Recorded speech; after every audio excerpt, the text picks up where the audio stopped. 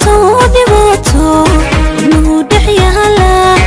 igu dhex qaado ma dhamaado weligii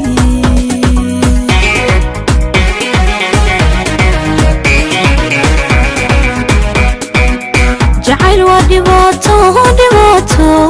inuu dhex yaala igu dhex qaado ma dhamaado weligii